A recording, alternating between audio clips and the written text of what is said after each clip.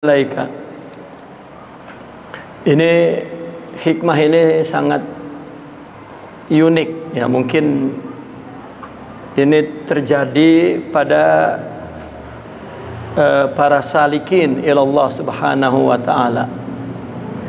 Kita ingat di hikmah pertama itu seolah-olah di dalam tasawuf konsentrasi ibadah kita bukan kepada bilangannya, tetapi kepada kekhusyuannya, katakan begitu, keikhlasannya, atau dengan kata lain bukan fokus kepada kuantitasnya tetapi fokus kepada kualitasnya. Artinya orang apabila mulai bertarekat, maka dia mulai memperhatikan kualitas, begitu sebetulnya. Bukan meninggalkan amal. Kelihatannya seperti perintahnya jangan banyak amal, maksudnya jangan fokus ya, dan yang menjadi tujuan menumpuk-numpuk amal, tetapi kita mulai melihat ke batin, mulai melihat keikhlasan kita, kesidikan kita, kekhusyuan kita. Itu karena ibadah yang kita lakukan yang paling penting kita peroleh, bolehlah kita katakan sebagai balasan Allah, bukan pahala tetapi adalah pembangunan rohani yang disebut dengan istilah di dalam tasawuf ma'rifat, syuhud gitu.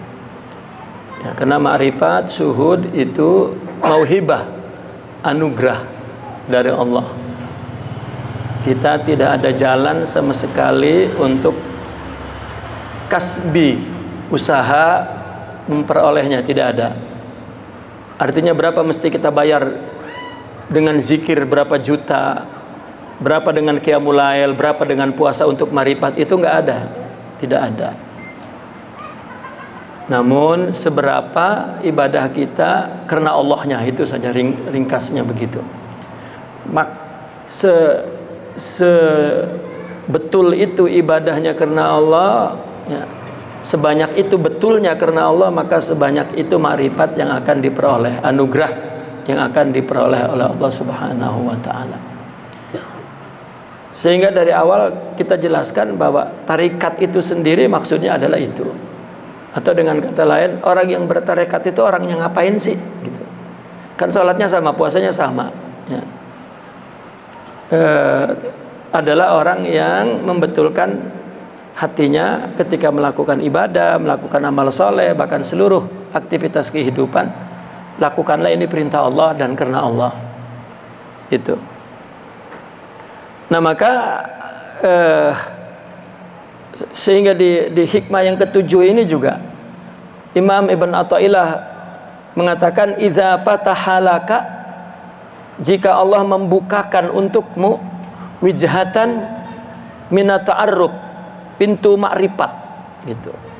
Wijhatan yakni satu jalan, satu arah ya, satu sisi minat ta'arruf daripada ma'rifat. Ta'arruf ini rasanya istilah ini mengambil ya, dari Al-Imam Al-Junaid. Imam Al-Junaid pernah berkata begini, ma'rifat itu ada dua, dan mungkin saya pernah mengutarakan ini ya. Ma'rifat itu ada dua. Satu ma'rifatut ta'rifi, ta'rif. Yang kedua ma'rifatut ta'arruf. Nah ini ta'arruf. Artinya Allah membuka, apa bahasanya? Artinya Allah dapat dikenal, makrifat itu kan mengenal Allah. Ya, Allah dapat dikenal dengan dua jalan. Satu ta'rif. Kalau nggak ada ta'rif, kita nggak ada jalan untuk mengenal Allah. Ta'rif ini kalau kita artikan secara literal, definisi. Ya, artinya objek yang dikenal, ta'rif. Ta'rif ini siapa? Bagi setiap diri seseorang adalah dirinya sendiri. Ya, setiap diri individu seseorang adalah dirinya sendiri. Itu dirinya adalah ta'rif Allah untuknya. Setiap individu itu adalah definisi Tuhan untuknya. Allah memperkenalkan kepadamu, ya, mengenalkan dirinya melalui seluruh dirimu, ya, seluruh takdir-takdir yang menjadi dirimu, begitu. Itu sebetulnya adalah kehendak Allah yang ada di dalam ilmu Allah. Semuanya adalah manifestasi daripada sifat-sifat Allah. Kita adanya Allah, perbuatan-perbuatan Allah dan semuanya. Ya. Meskipun orang kafir, karena nggak ada Tuhan lain yang menciptakan. Dalam agama kita hanya Allah, gitu. Jadi man arafa nafsahu faqad arafa rabbahu. Barang siapa dia mengenal dirinya, ya mengenal Tuhannya. Ya. Nah, namun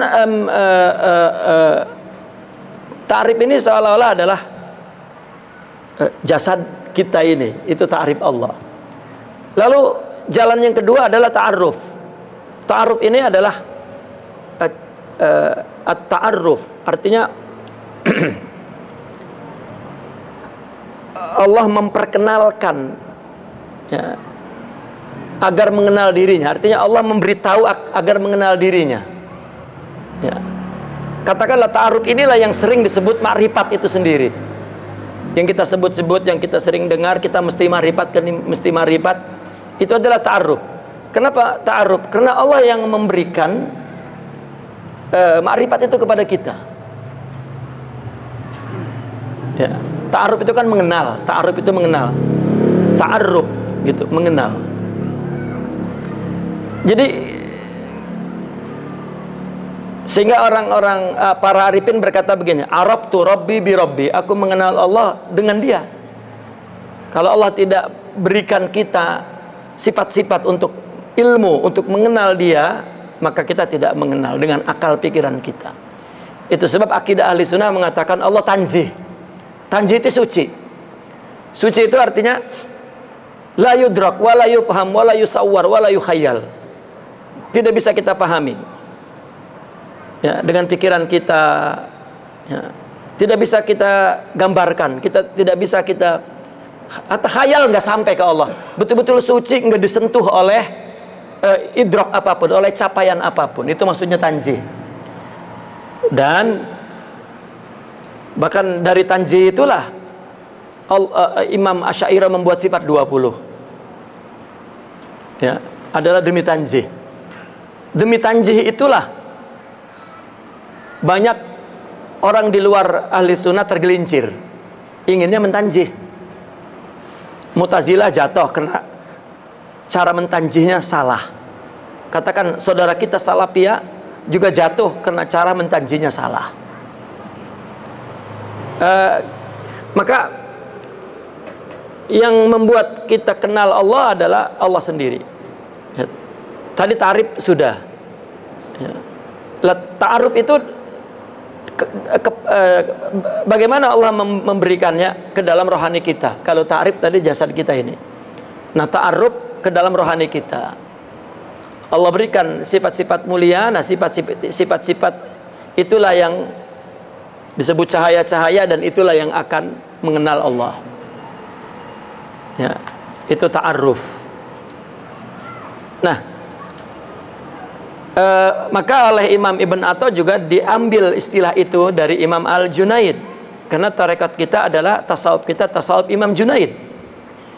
Maka idza fatahallahu laka, apabila Allah membukakan kepadamu at-ta'arrufa wijhatan minat ta'arruf, meskipun tidak banyak, ya, tidak sempurna, tapi Allah bukalah ta'arruf itu, ma'rifat itu, fala tubali ma'aha, katanya, maka kamu tidak perlu risau, sebetulnya begitu, ya, jangan kamu pikir, jangan kamu risau ma'aha, kalau sudah punya ma'rifat itu, punya ta'arruf itu, an qalla amaluka, meskipun amalmu sedikit.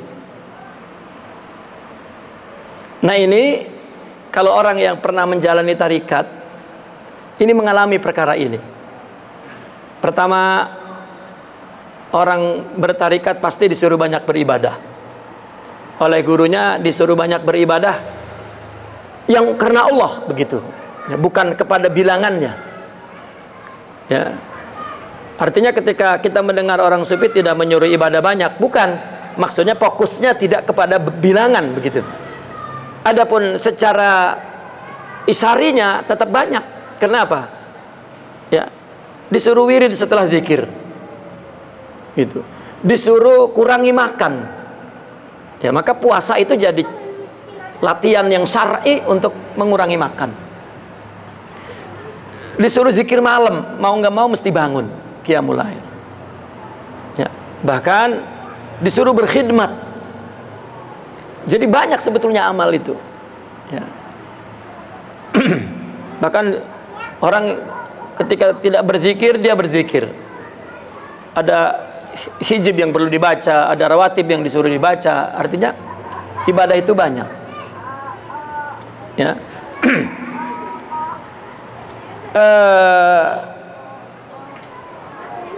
Tujuan mereka untuk beramal itu agar dengan amal itu bisa melewati hambatan-hambatan nafsu itu. Ya, disuruh banyak berzikir, disuruh menutup berbagai pikiran yang khayal, pikiran yang ruwet, maka disuruh berzikir banyak. Sebetulnya itu tujuannya. Ya. Namun disuruh mujahadah, itu kan juga ibadah. Ya. Namun lalu seorang salik itu mesti akan mendapat makrifat. Ya. Seperti kesadaran, melihat keagungan Allah, mulai dia paham tentang hakikat-hakikat agama ini. Ini ta'aruf namanya, ini Allah yang bukakan. Pada saat itu seorang salik itu akan mengalami kemunduran dalam bilangan ibadah. Kok malas tiba-tiba, yang dulunya rajin jamaah tiba-tiba malas. Beserta makrifat yang dia peroleh, bilangan mulai menurun. Begitu. Ya. Bilangan mulai menurun. Artinya bahkan nafsu terkadang membuat dia meninggalkan wirid-wiridnya. Ya, itu akan mengalami masa itu. Kalau dia terlepas dari guru, hilang sudah ibadah itu secara apa? Secara bilangan. Ya, maka saya sering menerima aduan sebelum dia bertarekat, Allah qiyamul lailnya, baca Qur'annya, duhanya. Pas mulai dia bertarekat, ya, lama tiba-tiba kehilangan, kata dia, dulu enak saya qiyamul lail, semalam bangun malam merasa enak, kalau baca Quran banyak-banyak enak, kalau sholat duha, sholat sunnah enak. Sekarang kok mulai turun.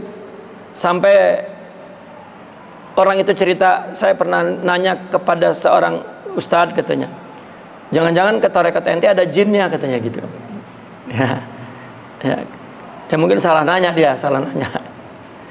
Nah, maka karena dia asalnya bertarekat dari saya, maka dia kembali ke saya. Dan diceritalah mulai malas begitu secara amal zahir. Lalu kemudian sebelum saya jawab, saya tanya,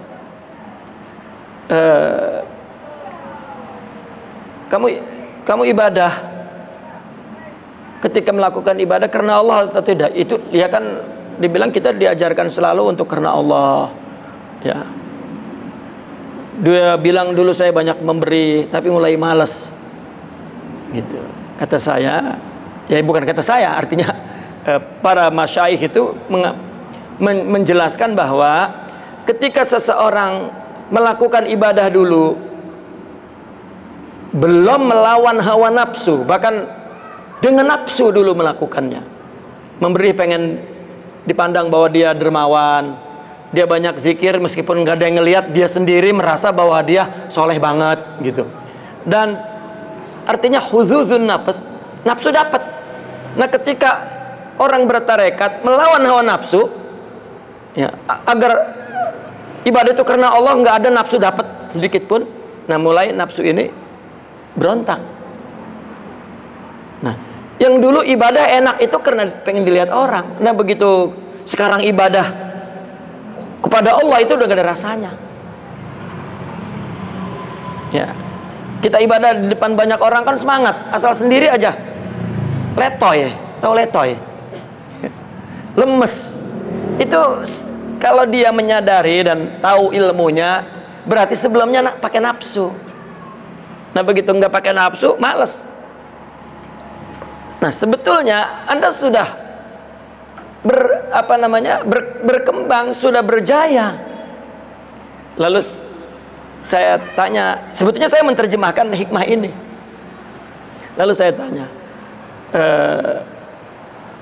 ketika kamu ibadah, kamu merasa tidak bahwa ibadah itu persembahan engkau? Ya kan, kita ditanamkan untuk bahwa ibadah ini adalah hidayah dari Allah, sehingga kita tidak mengaku, ya, dan bersyukur kita masih diletakkan ibadah bla bla bla. Artinya bahwa dia sudah punya makrifat. Lalu saya bacakan hikmah ini. Idza fatahalaka wijhatan minat ta'aruf fala tubali ma'ha an qala amaluk. Kalau bilangan amalmu mulai turun tetapi kamu sudah mendapat makrifat dari Allah, ya, seolah-olah bukan nggak apa-apa. Fala tubali, jangan risau. Ya, terusannya, fa innahu ma fatahaha laka illa wa huwa yuridu an yata'arrafa ilaik. Bahwasanya Allah lah yang tidaklah Allah membukakan kepadamu, melainkan Allah ingin memperkenalkan kepadamu. Nah, kita makrifat itu karena Allah memperkenalkan kepadanya. Memperkenalkan itu tadi dengan memberikan nur, cahaya ke dalam rohani kita. Ya. Jadi kita orang makrifat di dalam tasawuf itu nggak pakai pikiran sama sekali, ya, tetapi pakai hati, ya, pakai hati. Seperti misalnya ada seorang laki dan perempuan, laki-laki ingin menyukai perempuan itu, lalu perempuan itu pun merespon menyukainya. Kan belum ada omongan tuh, ya, baru ada pandang-pandangan, tapi di hatinya merasa kayaknya demen dia sama saya gitu. Tapi kalau laki-laki yang geeran kadang-kadang salah mulu, ya. Perempuan senyum bukannya dikirain demen, padahal mah, ya, senyum supaya laki-laki berhenti, udah jangan deket-deketin lagi begitu. Tapi bagi orang yang merasakan, ya, respon jiwa hati si perempuan, maka dia akan merasakan juga. Artinya pakai hati. Atau seperti kita ngelihat orang tabrakan, yang kita lihat kan hancur, pecah, ya, macam-macam. Tetapi orang yang mendapat hikmahnya, ya, itu ada ilmu lain. Ya Allah, manusia ternyata tidak berdaya, merasa dia hebat, merasa padahal Allah yang menjaganya. Ya, itu orang yang tabrakan sebetulnya orang hati-hati banget, tabrakan juga. Berarti semuanya kehendak Allah. Ini kan batin yang membaca dan nggak ada tulisan, yang nggak ada objeknya secara fisik. Dan itulah maksudnya mengenal Allah seperti itu. Ya, karena mata, pikiran nggak bisa melihat Allah, tetapi hati dia melihat Allah. Ya, sehingga dia hatinya merasakan ibadah ini Allah yang ngasih, bukan kita yang persembahkan, gitu. Dan kita diberi kesehatan, diberi ilmu, diberi keinginan untuk ibadah, ya, dan seterusnya. Nah, itu adalah makrifat. Maka jika Allah telah bukakan kepadamu satu pintu makrifat, maka fala tubali ma'aha, maka jangan kamu risaukan, ya, bersama adanya makrifat itu anqala amaluk, kalau amalmu mulai menurun. Fa innahu ma fatahahalaka Karena tidaklah Allah membukakan wijah ta'aruf tadi, makrifat tadi kepadamu illa wa huwa yuridu an yata'arrafa ilaika, melainkan Allah ingin memperkenalkan dirinya kepadamu. Ya. Karena secara logika kita, amal itu secara pikiran kita, secara zahir amal itu kita yang persembahkan. Sedangkan makrifat Allah yang memberi.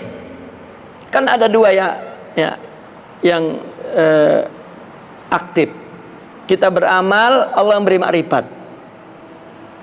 Nah, alam tara anna ta'arrufahu wa muriduhu alaik. Bukankah engkau tahu bahwasanya makrifat itu yang memberinya Allah kepadamu tanpa ada usaha.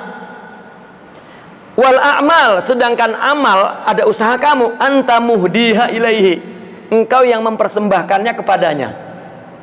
Sekarang ada dua yang memberi, Allah memberi makrifat, kita memberi amal. Sekarang kita tanya, kita dengan Allah muliaan mana? Muliaan Allah. Ya. Dan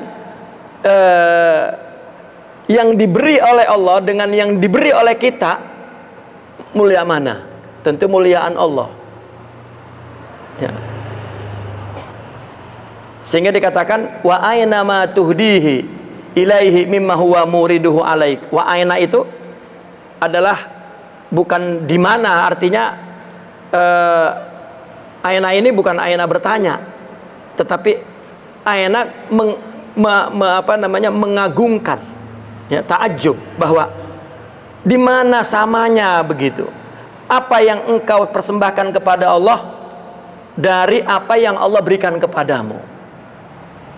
Ya Allah dengan kita saja sudah lebih agung Allah. Berarti pemberiannya lebih hebat daripada pemberian kita. Begitu. Padahal yang kita beri juga pemberian dia. Begitu. Apalagi begitu mah. Sama juga seorang kaya yang ngasih sama kita nih. Nih, ntar tukeran hadiah. Tuh, ini ntar ente kasih ini ke saya ya. Karena ente ngasih sama saya, ntar saya kasih ente balasannya pemberian. Gitu. Dibanding kita sama dia aja, dia orang dermawan, orang hebat, orang punya. Ya.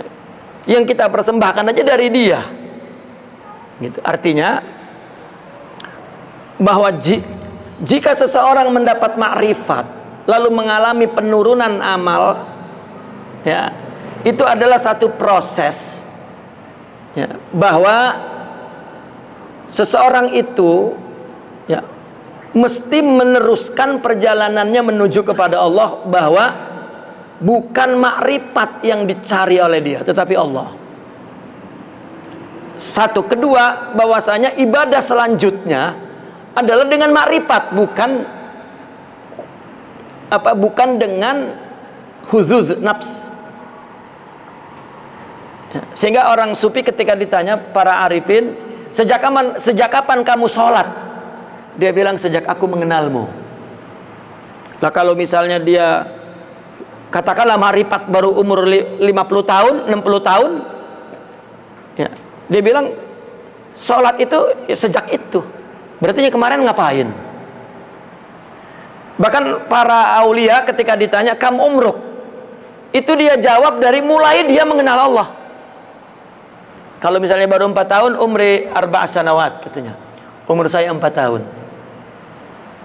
Ya, karena yang lain itu dia nggak menghitungnya, karena udah diberi sama Allah, ngaku punya kita lagi.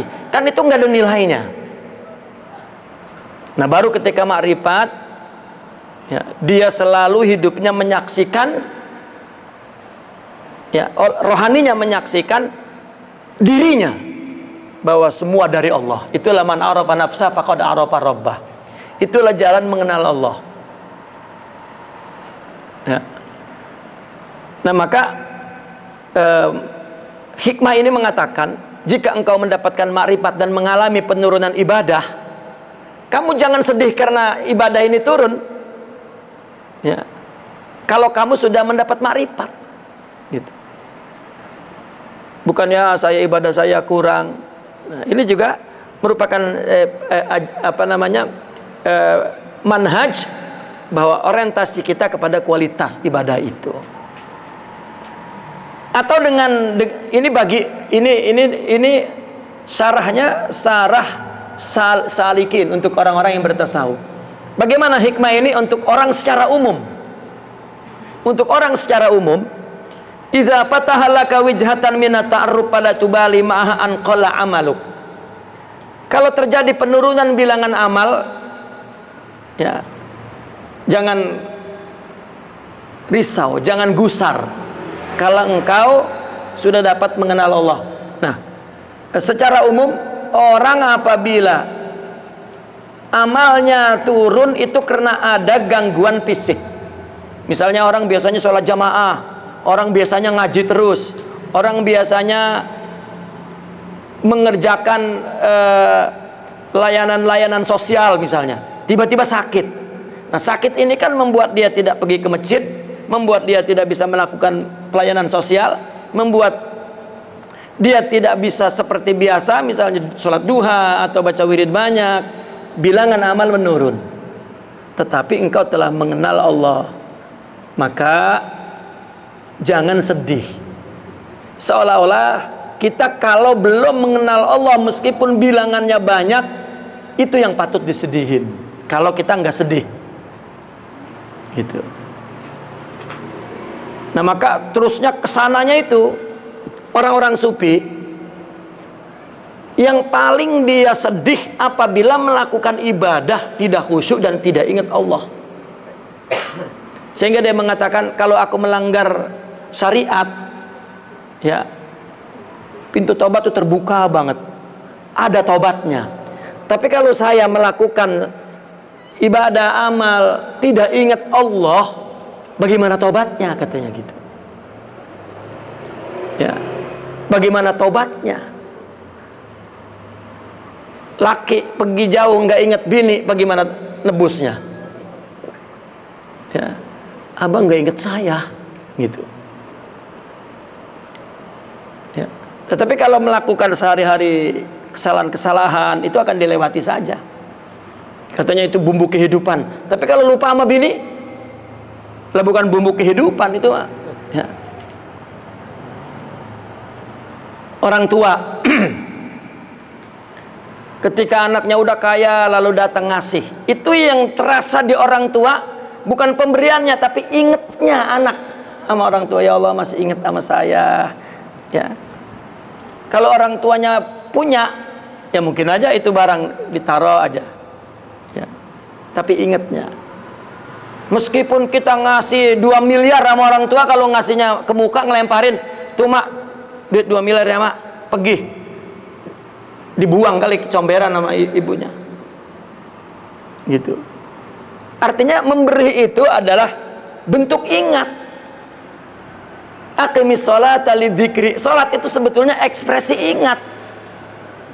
Ibadah itu ekspresi ingat. Ingat itu marifat. Ya, kalau sudah dapat itu lebih mahal daripada ekspresinya, begitu. Daripada ekspresinya. Kalau ekspresinya doang belum dapat ini, inilah sepatutnya yang sedih. Tapi kalau sudah dapat ini, kalau ini bilangannya menurun, ya, seolah-olah jangan terlalu sedih, begitu. Kenapa? Karena engkau telah mendapatkan dari Allah, dibanding engkau tidak mempersembahkan ibadah itu kepada Allah. Oh, jangan dibandingkan. Kenapa jadi ini bikin sedih? Ya, udah dapat ini, padahal apabila kita melakukan ibadah banyak, ini belum dapat, itulah sebetulnya kesedihan. Nah, ini satu manhaj di dalam tasawuf. Ya. Atau secara umum, orang jika di waktu sehatnya, ini hikmah ini juga, orang jika di waktu sehatnya dia selalu isi dengan rajin ibadah, pahalanya banyak tuh. Tiba-tiba sakit. Nah, kalau sakit berarti bilangannya menurun. Jangan khawatir, karena ada dalam hadis Nabi, orang di akhir sakit dia beribadah, ketika sakit dia tidak melakukan ibadah, maksudnya bilangannya menurun, pahalanya sama dengan ibadah yang terakhir sebelum sakit. Ya, tapi kalau sebelum sakit cules, ya begitu sakit apa di bawah cules? Ya. Ambles begitu. Udah nggak dapat pahalanya pahala cules, sakit pisan, kagak ibadah pisan, ya udah. Ya, iflas, bangkrut. Ya, itulah Nabi mengatakan waqtanim khamsan qabla khamsin. Ya, ambil kesempatan 5 sebelum datang 5. Mumpung sehat, mumpung kuat, mumpung ada biaya, mumpung lakukan amal yang baik. Kalau udah sakit, nah, sepanjang sakit maka pahala akan dapat sebesar ibadah yang terakhir dia sebelum sakit. Paham ya? Kalau sebelum sakit dia full ibadahnya banyak, maka pahalanya terus, meskipun sakit dia tidak ibadah secara maksimal. Ini makna untuk umum, tapi makna yang untuk salikin, ketika seorang mendapat makrifat lalu mengalami penurunan kemalasan, ya sebetulnya jangan dibandingkan gitu, sehingga membuat kamu sedih. Padahal kamu mendapatkan sesuatu dari Allah. Ya, kenapa kamu bandingkan? Kamu tidak mempersembahkan sesuatu kepada Allah, ini yang membuat sedih. Ya, yang membuat sedih adalah sebaliknya. Kenapa? Karena jika betul dia makrifat kepada Allah, maka ibadah yang selanjutnya berarti dengan makrifat itu. Sehingga Sayyidina Ali pernah berkata begini, ya, la a'budullaha, aku tidak menyembah, la a'budu ma a'rifu, katanya. Aku tidak menyembah sesuatu yang aku tidak mengenalnya. Artinya ketika kita belum makrifat, ibadah kita itu ya masih karena nafsu begitu. Karena makrifat itu satu istilah bahwa dia telah memiliki rohani yang kuat dan mendominasi nafsu. Ya. Nah, untuk saya tidak lupa mengingatkan bahwa di dalam tasawuf ketika dikatakan para aulia, para sufin tidak punya nafsu, ya, itu adalah aglabiyah, artinya ghalibiyah, dominasi rohani kepada nafsu sebetulnya. Bukan nggak punya nafsu. Ya, bahaya kalau nggak punya nafsu. Sama dengan Nabi mengatakan kepada perempuan naqisatu aqlin, perempuan kurang akalnya. Itu bukan kualitas akalnya turun, bukan, tetapi emosionalnya mendominasi akal. Itu maksudnya naqisatu aqlin. Yang sempurna adalah apa? Emosionalnya. Kalau laki-laki naqisatu awatifi, ya, emosionalnya yang kurang. Itu. Nah, maka seorang yang dinamakan al-insanul kamil itu rohaninya yang sempurna. Nafsunya ya tetap segitu. Nafsunya tetap segitu. Bahkan kalau Imam Ibnu Arabi mengatakan, seorang apabila rohaninya sempurna, nafsunya sempurna. Ya. Nafsu kan ada dua, syahwat dan ghadab. Syahwatnya sempurna, ghadabnya sempurna. Itu sebab kenapa orang-orang soleh ketika dipanggil jihad, ya, sama kematian itu seperti makanan nikmat, berani sekali. Ya, karena tadi ketika rohaninya sempurna, nafsu ghadab, ya kan, orang berkompetisi, orang berperang, orang membela hak, itu kan dari nafsu ghadab sebetulnya. Selama manusia itu ada fisiknya, ya, ada fisiknya inilah nafsu syahwat dan nafsu ghadab. Selama dia sempurna, maka dapat melakukan perintah-perintah agama. Kita ini belajar sampai sini, ya, datang dari rumah, itu nafsu ghadab, tetapi sudah kalah nafsu itu dengan akal. Saya ingin menuntut ilmu, saya ingin mendapat ilmu, ya, maka berangkat. Kalau nafsu ghadabnya kurang, nggak sampai ke sini, kudu ditarik-tarik sama temen.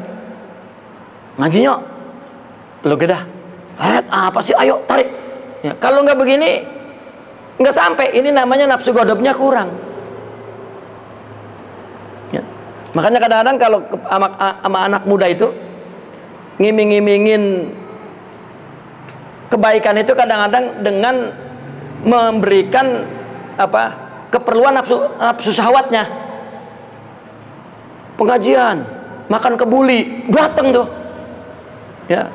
Yang datang itu yang makan kebulinya, dan ini adalah hayawaniyah, syahwaniyah ya. Kami dulu sering di Kairo apabila ya, pengajian makan kebuli, bahkan bukan hanya kebuli, ada ya, kedua sembako, ketiga apa disebutnya, amplop gitu, penuh. Nah ketika itu karena saya baru bertarekat, itu bertentangan dengan pendidikan kita. Waduh ya. Agar saya sendiri kuat, saya bilang yang datang hewan semua tuh gitu ya, ngomong sendiri, itu hewan yang datang tuh. Karena pengajian kalau nggak ada dua itu nggak datang. Itulah yang dimaksud bahwa orang ibadah itu kena nafsu. Sebetulnya orang yang rohaninya tinggi, nafsunya tetap ada. Kalau enggak nggak bisa jalan. Jihad pakai nafsu apa? Pakai nafsu godob ya. Kenapa nggak mau jihad? Karena jihadnya adalah ibadah rohani. Tetapi kalau jihad dapat ghanimah, wah lari. Makanya Nabi ya merendahkan orang yang jihad karena ghanimah gitu. Sampai ketika hijrah saja Nabi mengatakan ya, fa hijratuhu ilallahi wa rasulih, faman kanat hijratuhu ilallahi wa rasulih, fa hijratuhu ilallahi wa rasulih, wa man kana hijratuhu lidunya yusibuha aw imra'atin yankihuha, dunia dan wanita, fa hijratuhu ila ma hajara ilahi. Berarti hijrahnya ya itu gitu. Artinya seorang wali pakai nafsu, tetapi ibadah itu ya adalah perbuatan rohani. Paling kurang orang punya pengetahuan, punya akal, bahwa akalnya memandang bahwa itu baik, maka dia mau. Itu juga perangnya sama nafsu ya. Disinilah orang perlu punya ilmu agar boleh mengalahkan nafsu. Tapi ya akal terkadang kalau lagi bagaimana nggak seimbang, maka kalah dengan nafsu. Maka perlu rohani. Jika rohani tidak ada lemahnya, karena rohani itu mereka mengatakannya itu kuwah robbaniyah, kekuatan Tuhan, dan itulah ma'rifat ya, itulah ma'rifat.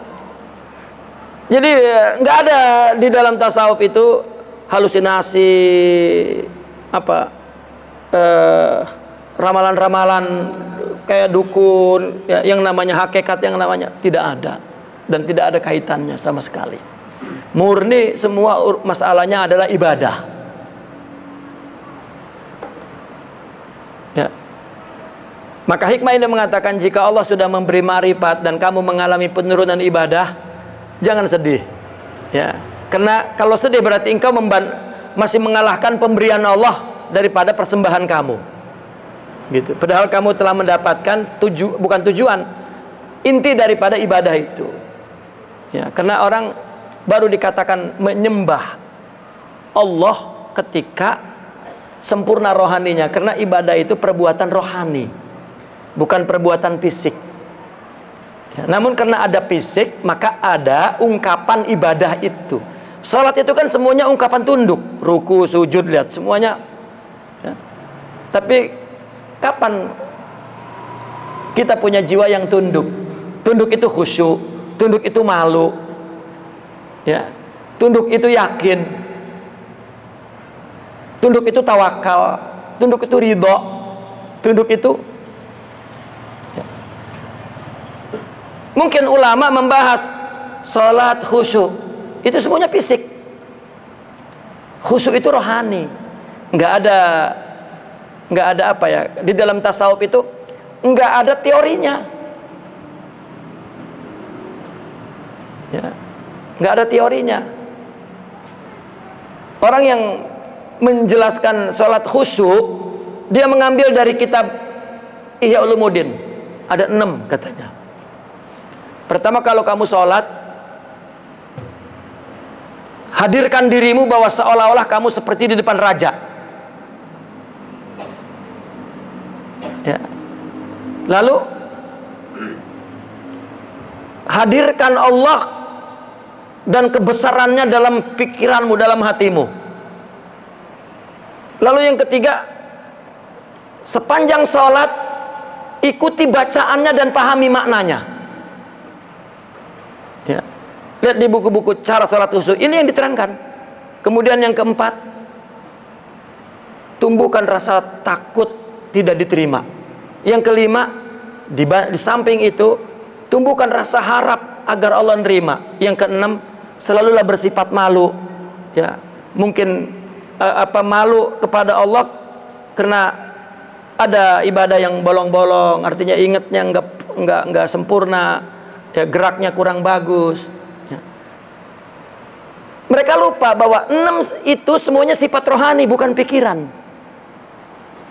Ya. Maka di dalam tasawuf kalau ditanya salat khusyuk bagaimana? Ya. Salat khusyuk adalah apabila hatinya bersih. Panjang lah gitu. Apa? Berarti kita kudu ngebersihin hati dulu gitu. Ya. Nah itu bedanya tasawuf. Maka orang sufi selalu dakwahnya kepada apa? Ilallah. Lakukan untuk Allah apapun. Ya. Betulkan hati kita melakukan apapun untuk Allah. Setelah itu, jika kita betul, kita akan merasakan sendiri apa yang akan Allah berikan. Bukan murabi yang memberikan. Emang murabi yang berikan ma'rifat? Enggak ada. Tapi kita perlu bimbingan itu, penjelasan itu, ya, karena mereka mengalami, ya, tajribah ruqyah, mempunyai pengalaman kerohanian itu. Nah, makna umumnya tadi bahwasanya sebab sedikitnya amal mungkin karena sakit. Ya. Kalau sudah mendapat ma'rifat, tiba-tiba turun sakit, itu sakit masih lebih baik daripada sehat. Ya, karena biasanya orang sakit, ya, dia akan melihat dirinya lemah, dan itulah sifat hamba yang sebenarnya. Ya.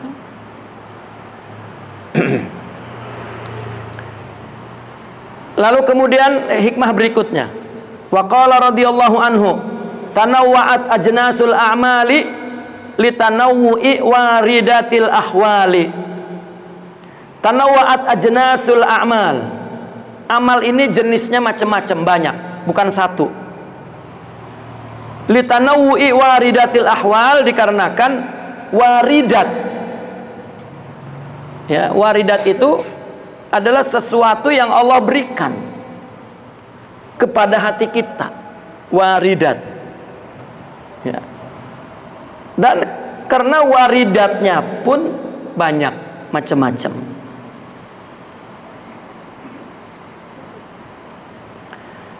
Misalnya seseorang melakukan sholat, sibuk dengan puasa, ya,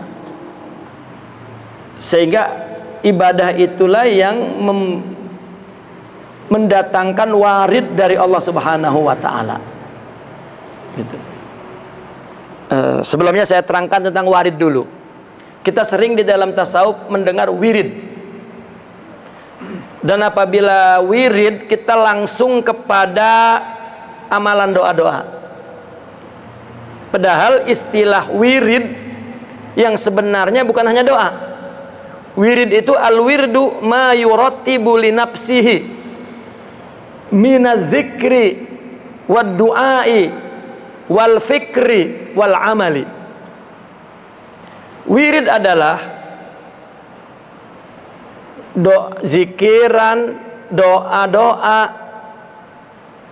lalu tafakkur dan amal ibadah yang yuratib li nafsih, disusun untuk dirinya. Artinya ada jadwalnya untuk dirinya. Seperti zikir suruh baca habis setiap sholat gitu, atau malam-malam suruh bangun tafakur, atau amal-amal khidmah mujahadah, atau doa-doa tertentu hizib, ya, rawatib misalnya, dan banyak. Lillah. Nah, satu laginya, amalan-amalan tadi itu ya, disusun. Artinya disusun ini dilakukan secara rutin, tetapi melakukannya lillah, itu wirid. Kalau tidak lillah tidak jadi wirid ya. Karena ini istilah dalam tasawuf. Nah, maka kita ngedengar para kiai dulu bilang gini, saya setiap malam Jumat sudah jadi wirid saya ziarah ke makom guru saya, katanya, karena gurunya wafat. Nah, wirid yang dimaksud di sini sudah disusun jadwal malam Jumat untuk diri dia melakukan itu. Ya, untuk apa? Untuk kecintaannya kepada guru. Gitu. Bukan nyari wangsit. Gitu. Nah, ini namanya wirid. Akhirnya wirid dipakai oleh orang untuk menyebut amal yang rutin dikerjakan. Padahal bukan rutinnya, tetapi lillahnya. Akhirnya likulli wirdin waridun. Setiap ibadah yang dilakukan oleh Allah, maka ada balasan cahaya dari Allah ke dalam hatinya. Dan orang yang bertarekat, orang yang mengamalkan wirid, dan dia akan mendapatkan cahaya, itu warid. Likulli wirdin waridun. Namun istilah ini kadang sering didengar oleh orang, akhirnya orang diucapkan secara umum, akhirnya jadi makna umum. Sebetulnya makna yang ada dalam madrasah tarekat itu, wirid itu ibadah apapun, amal apapun yang dilakukan terus-menerus dan dilakukannya untuk Allah. Biasanya wirid itu tidak minta dunia. Ya, sehingga saya sering mendapat pertanyaan, karena saya sering menerangkan, jika wirid jangan untuk dunia.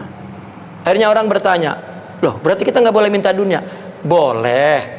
Ya, itu mah Allah suruh, tetapi wirid itu ada ibadah-ibadah yang dilakukan untuk Allah karena kita ingin mendapatkan makrifat nur dari Allah Subhanahu wa taala. Ya. Ini juga keterangan ini untuk menghindari bahwa orang sufi, orang tarekat baca wirid-wirid supaya terbang, baca wirid-wirid supaya bisa nyembur, jampe, baca wirid-wirid supaya, bukan. Orang sufi mengajarkan ibadah juga jangan pengen surga, ini mah pengen manjur. Nah, wirid itu adalah ibadah yang murni untuk Allah, karena kita ingin dekat dengan Allah, ingin mendapatkan makrifat kepada Allah, ingin khusyuk, ingin syuhud, seperti yang ditarifkan oleh Nabi, anta'budallah ka'annaka tarahu. Ya, itu sebetulnya ya penjelasannya. Ya. Nah, oleh karena itu jenis amal itu berbeda, itu wirid, karena waridatnya juga banyak. Jadi ada orang yang mendapatkan warid dengan zikir ini, ada orang mendapatkan warid dengan sholat sunnah, ada orang mendapatkan warid dengan khidmah kepada ilmu, ada orang mendapatkan warid ya dengan khidmah kepada gurunya, ada orang mendapatkan, itu banyak sekali amal itu. Ya. Maka seorang guru itu dalam tarekat ngerti ini murid suka zikir apa suka ngaji.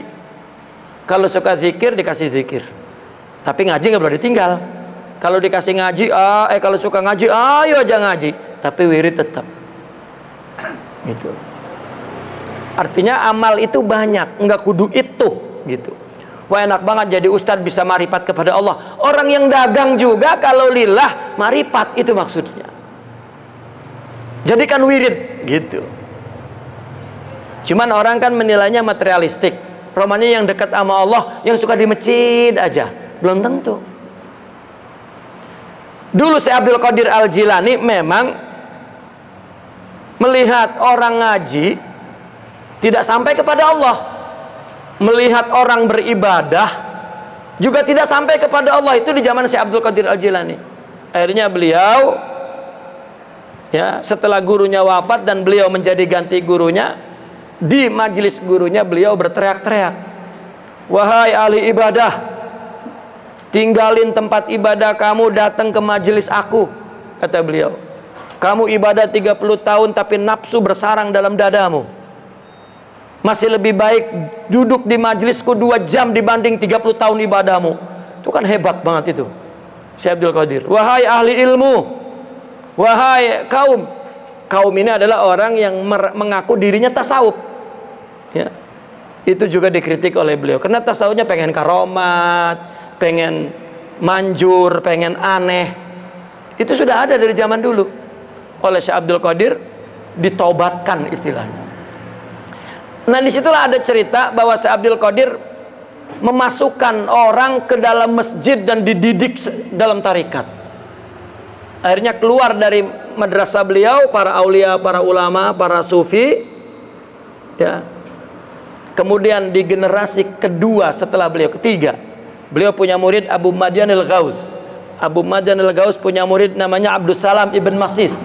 Nah, oleh Al-Imam Abdus Salam ibn Masis dikeluarkan kembali orang dari dalam madrasah, dari dalam masjid keluar, karena melihat bahwa ibadah itu hanya di dalam masjid aja. Nah, sedangkan wirid itu bukan hanya ibadah saja, maksudnya begitu. Nah, itulah mereka para aulia, ya, orang-orang sufi selalu menjaga agar keadaan itu tetap i'tidal. Intinya agar ibadah itu karena Allah apapun ibadahnya. Kalau yang kurang orang ke masjid, maka disuruh ke masjid, seruan-seruannya ke masjid. Ya, karena dakwah itu kan, kita memahami agama itu kan ada namanya fiqhul waqi', memahami reality. Ya, ada fiqhul fiqih, memahami aturan kitab. Lah orang kalau nerangin kitab aja nggak lihat realitinya bagaimana. Ya, ada fiqh dakwah. Ya. Orang Islam kan nggak sholat dosa, tetapi kalau kita lihat fiqhul fikih dalam kitab, wah masuk neraka loh, lah kagak sholat pisan. Tapi dipahami fiqh dakwah dengan fiqhul waqi', realitanya, dan kita mengajak ke apa-apa yang dulu-dulu taubat ya ampun sama Allah, nggak penting, yang penting sekarang. Itu kan fiqhul waqi' namanya. Bukan dibacain hukumnya, lu nggak sholat tahu nggak hukumannya bagaimana? Waduh, ya.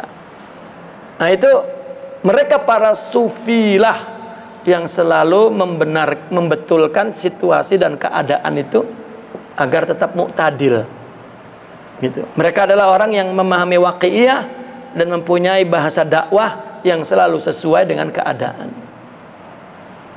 Nah, tanawwa'at ajnasul a'mal li tanawwu'i waridatil ahwal, ya.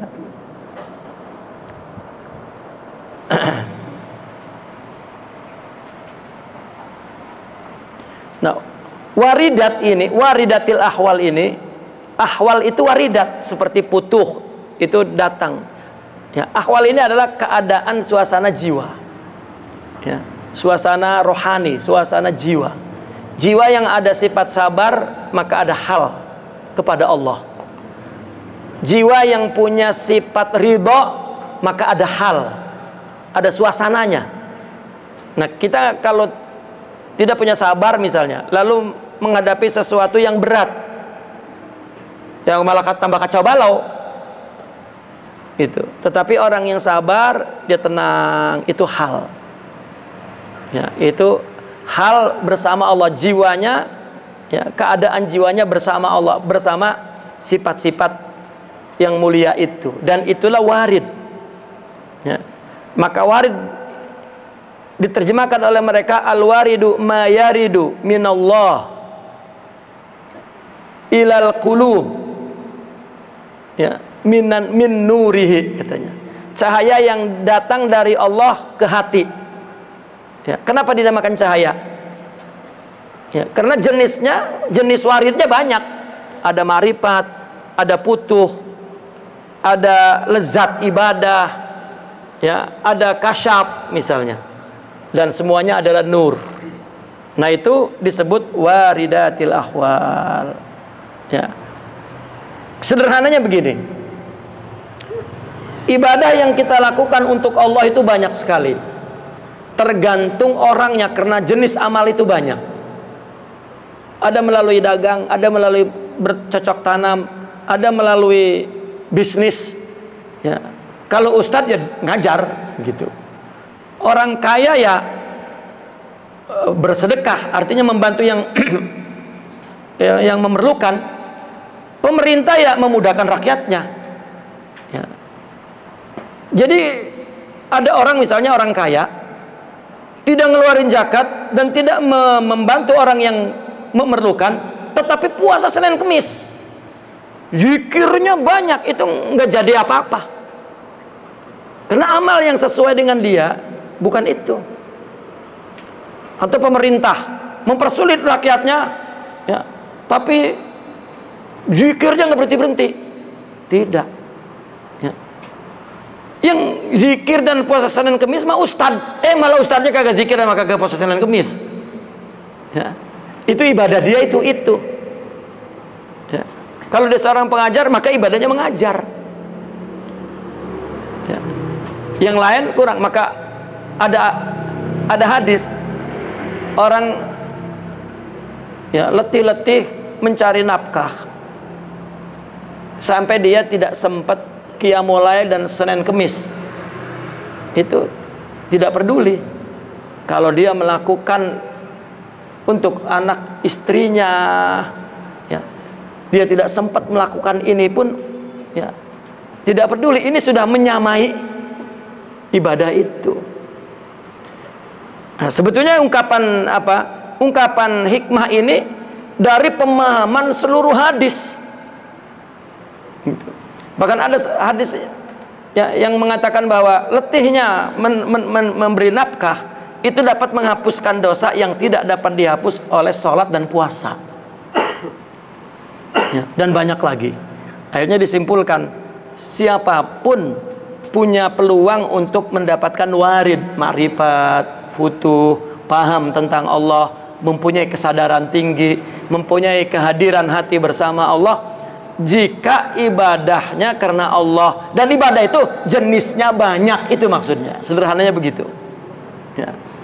Maka tanawwa'at ajnasul a'mal litanawwu'i waridatil ahwal. Ya.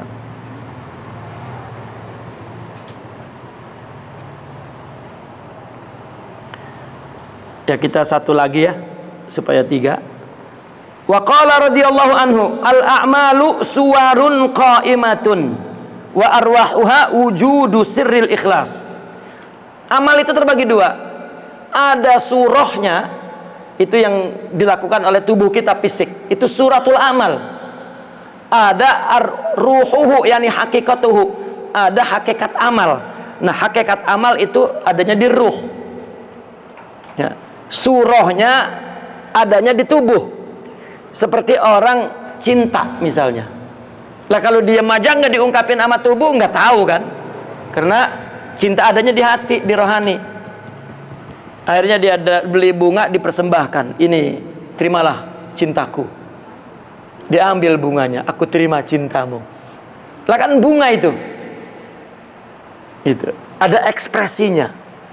Cinta memberi, cinta perhatian, ya, cinta ucapan sayang. Kan bini nanya mulu, abang kagak pernah ngucapin sayang.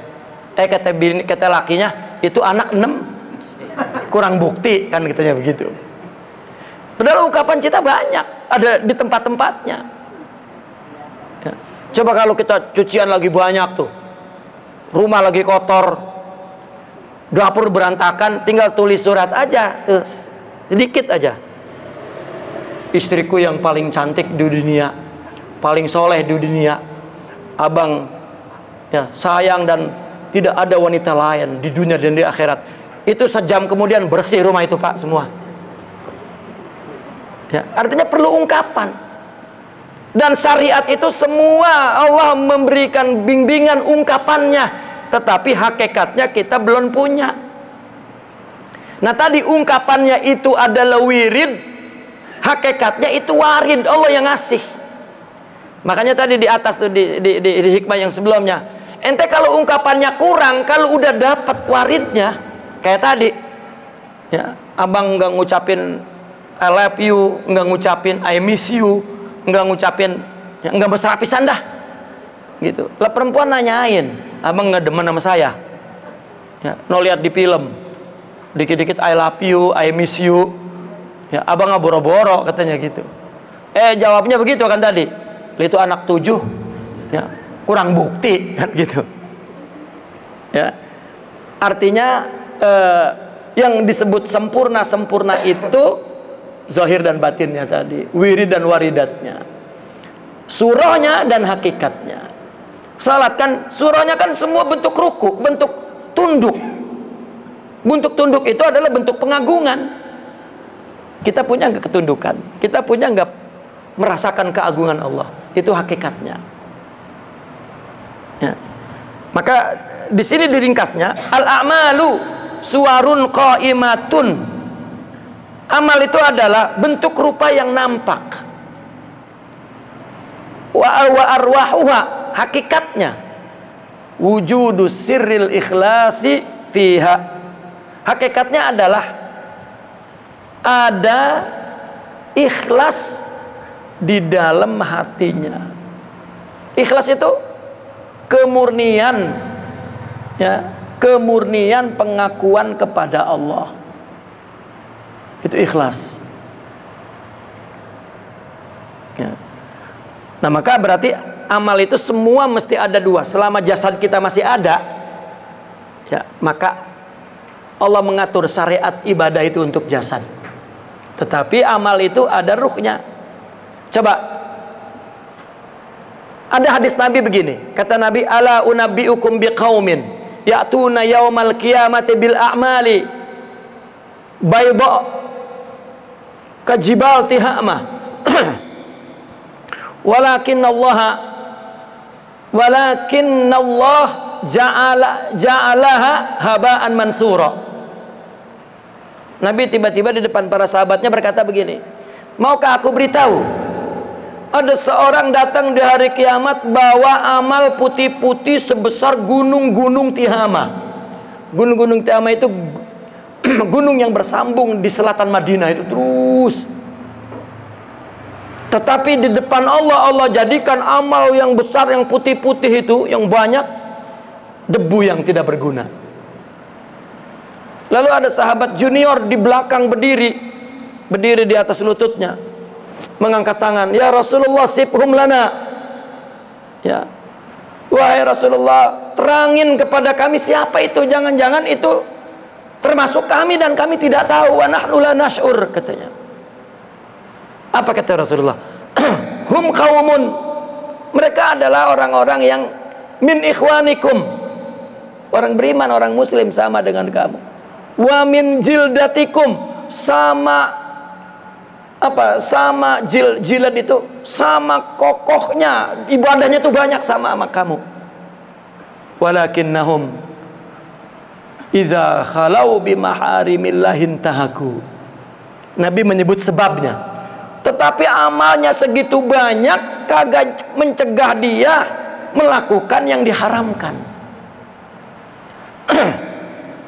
Artinya bahwa ibadahnya tidak ada warid dari Allah. Karena Allah bilangan doang, itu tidak ada harganya. Nah, disinilah amal yang kita banggakan surah. Sedangkan hakikat amal itu tidak ada. Kita ingat nggak hadis bahwa di surga nanti kita dibangunin, lalu datang orang cakep banget. Kita nanya, man anta? Ana amaluk. Karena amal itu hakikatnya nggak ada bentuknya. Di surga nanti di audiovisualkan bentuknya, berupa surga. Bahkan Allah gambarkan kecakapan amal kita itu kecakepnya orang, ada surahnya. Lah kalau yang kita lakukan di tubuh ini itu kelihatan sama orang, Allah ngelihat ini. Apalagi kalau hidupnya di depan masjid sama depan mertua, wah ke masjid mulu. kita nggak nyadar, rasanya kita soleh banget, padahal di bawah ambang sadar itu kena nafsu. Secara jujur, kami ustadz, sholat, ibadah romannya itu kena ditonton sama murid mulu, ya, masih teruji, bener nggak lillah? Masih teruji, Pak. Itu sebab untuk dapat warid itu banyak auratnya, banyak amal itu. Yang penting lakukan lillah. Itu benang merah dari 3 hikmah ini. Dan inilah manhaj tasawuf, menekankan kualitas. Kita punya kesempatan untuk menjadikan semuanya wirid. Artinya ibadah yang dilakukan untuk Allah, ya, sehingga Allah akan memberikan ma'rifat gitu. Bahkan orang sufi menyebut ma'rifat itu surga yang disegerakan sebelum di akhirat, ya, surga yang disegerakan. Nah ini bahwa amal suwarun qaimatun, ya, seperti apa ya, dulu kalau ada sawah kan ada orang-orangan buat nungguin apa tuh? Apa itu namanya ya? Kalau orang Cibitung nyebutnya jejodok. Sama orang ini. Kan ini dulu sawah ini sini dulu nih. Kan ada tancepin orang-orangan tuh. Ya, karena talinya dari sana ntar digituin lah, terbang gitu. Itu namanya asbah. Ya, asbah. Jasad ini asbah. Ya. Maka ibadah kita dengan jasad itu, itulah seperti nggak ada ruhnya. Ruhnya melakukannya karena Allah, yang disebut ikhlas. Ruhnya kalau ibadah-ibadah lain ridho, ruhnya sabar, ruhnya sidik, ruhnya ya, tawakal, ruhnya gitu. Nah ini amal hakiki, ya, amal rohani, dan hakikatnya itu. Makanya malaikat kagak jongkang-jongkeng sama kita, tapi dia disebut dalam Al-Quran makhluk yang menyembah Allah dan tidak pernah maksiat. Ngapain? Yang ngasih rezeki aja sampai kiamat, ya. Yang nurunin hujan aja sampai kiamat, ya. Yang ngejaga orang agar katakanlah menyelamatkan orang agar tidak celaka, tidak bahaya, itu aja ibadahnya, ya. Tetapi tidak ada jasadnya, maka tidak ada surahnya, ya. Maka mereka tidak punya syariat.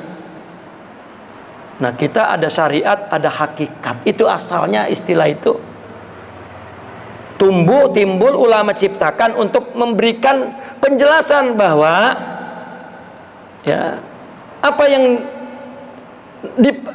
dimunculkan dalam permukaan fisik itu suratul a'mal, hakikatnya itu. Nah maka orang sufi juga menetapkan begini, bahwa inti akhlak adalah sidik, katanya. Dan orang dimulai dengan sidik. Sidik itu lurus tegak untuk Allah, itu sidik, ya. Karena orang apabila sidik maka ikhlas. Orang apabila ikhlas maka sabar. Orang gak bakal sabar kalau nggak ikhlas. Ya, orang nggak ikhlas bagaimana mau sabar? Ya, dan orang nggak ikhlas kalau nggak sidik. Ya, maka sidiklah yang melahirkan semua amal-amal itu, apa sifat-sifat mulia itu, akhlak-akhlak itu. Itulah waridat dari Allah Subhanahu wa taala. Ya, baiklah. Ya. Kita akan sambung bulan depan. Bahkan sambungannya juga tuh. Ya. Kita disuruh tidak menunjuk-nunjukkan amal dulu, katanya begitu. Bersihkan hati dulu. Ya. Dan itulah semuanya menjelaskan tentang manhaj tasawuf, hikmah ini. Ya. Naqif huna walhamdulillah, al-Fatihah.